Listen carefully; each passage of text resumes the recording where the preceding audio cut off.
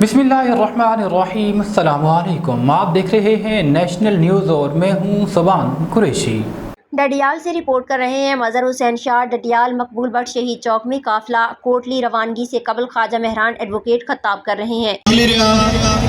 और डडियाल तो जितने लोग असा की तकड़े हो सुनने हो इस मार्च जो कर दो शामिल हो असा टोटली आजाद कश्मीर विच रुकना है और उत्थे खली के अगला लाए अमल का ऐलान करना है। और एक चीज वाजिया करने निकलने हैं पे डडियाल तो कि डडियाल ने एक तारीख है, इस तारीख ने अंदर एक तारीख है डडियाल ने और उन वक्त आई गया है कि उस तारीख की दोहराया जाए और इन जालिम जाबर हुक्मराना की दसिया जाए कि लोग घरां चों निकली आए हुण काफिला रुकना नहीं है इंशाअल्लाह ताला।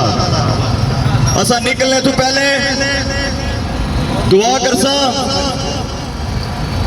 करसा अल्लाह ताला नी रजा इस मार्च में शामिल हुआ और ये जड़ी कामयाबी है एक कामयाबी इस सूरत मुमकिन नहीं हो सकनी कि असा लोग अपने घरां विच ईद करा, असा लोग अपने घरां विच नवे कपड़े लाई के पवा और सारे ही साथी सारे ही दोस्त जड़े सस्ती बिजली और सस्ता आटा किन्ने वास्ते करो निकले सन आज उस बनखुरमा जेल विच गिरफ्तार हैं, पिंबर जेल विच गिरफ्तार हैं।